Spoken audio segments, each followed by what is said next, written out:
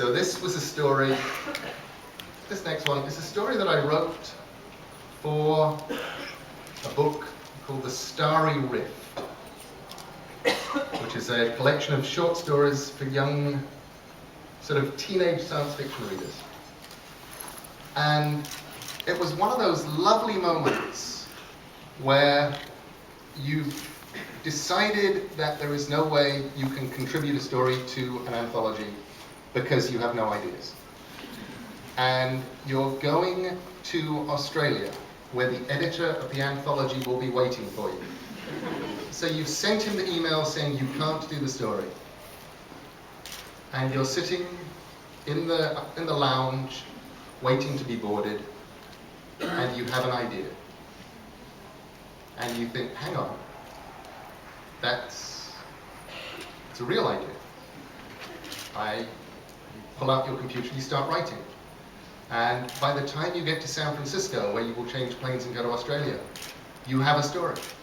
So you email it to the editor. And by the time you get to Australia, he's read it and he's bought it. And it was this. And it's called Orange. And there's a subtitle. Third subject's responses to investigator's written questionnaire, eyes only. 1. Jemima Glorfindel Petula Ramsey. 2. 17 on June the 9th.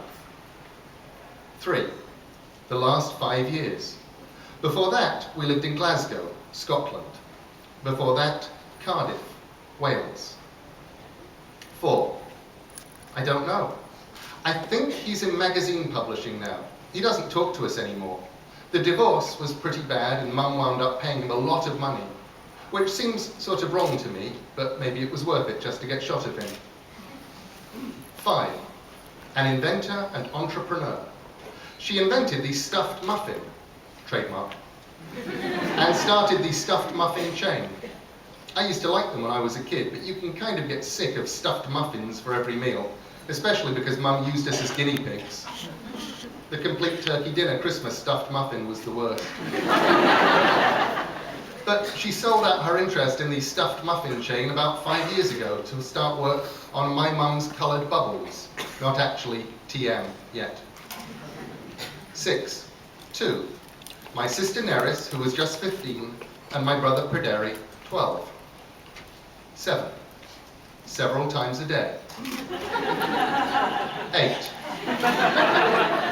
No. 9. Through the internet. Probably on eBay. 10. She's been buying colours and dyes from all over the world ever since she decided that the world was crying out for brightly coloured day-glow bubbles, the kind you can blow with bubble mixture. 11. It's not really a laboratory. I mean, she calls it that, but really it's just the garage. Only she took some of the stuffed muffins, TM, money, and converted it so it has sinks and bathtubs and Bunsen burners and things, and tiles on the walls and the floor to make it easier to clean. 12. I don't know. Neris used to be pretty normal. When she turned 13, she started reading these magazines and putting pictures of these strange bimbo women up on her wall, like Britney Spears and so on. Sorry if anyone reading this is a Britney fan. Winking smiley face. But I just don't get it. The whole orange thing didn't start until last year. 13. Artificial tanning creams. You couldn't go near her for hours after she put it on, and she'd never give it time to dry after she smeared it on her skin, so it would come off on her sheets and on the fridge door and in the shower, leaving smears of orange everywhere. Her friends would wear it too, but they never put it on like she did. I mean, she'd slather on the cream with no attempt to look even human-coloured. And she thought she looked great. She did the tanning salon thing once, but I don't think she liked it because she never went back. 14. Tangerine Girl, the Oompa Loompa,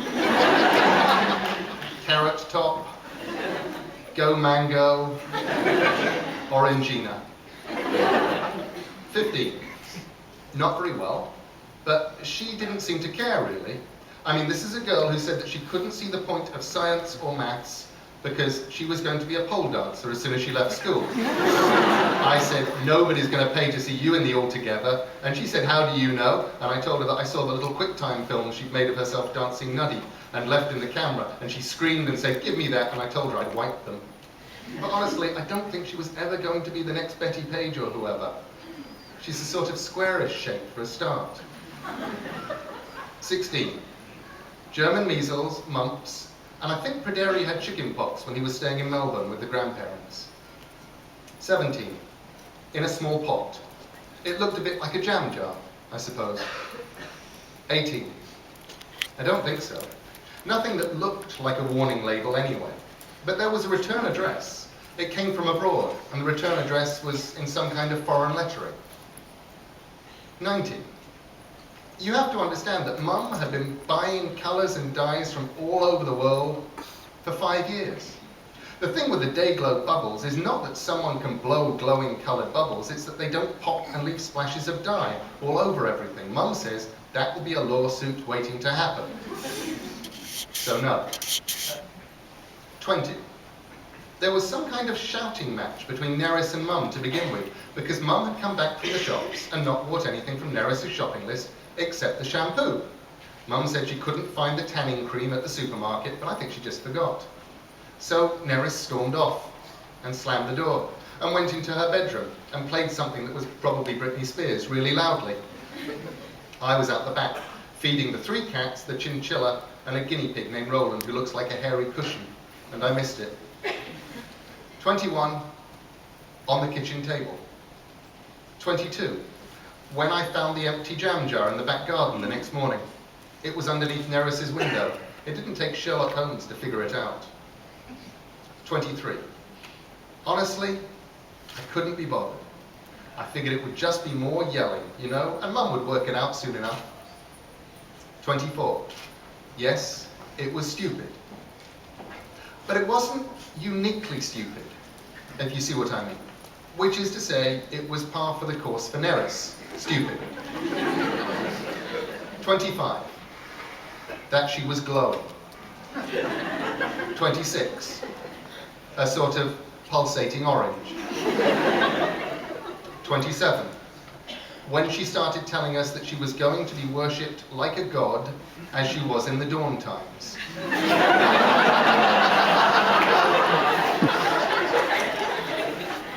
28.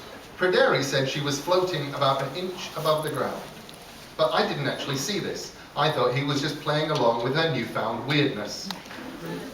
29. She didn't answer to Nerys anymore.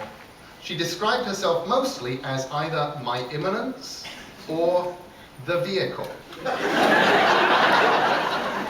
It is time to feed the vehicle. 30.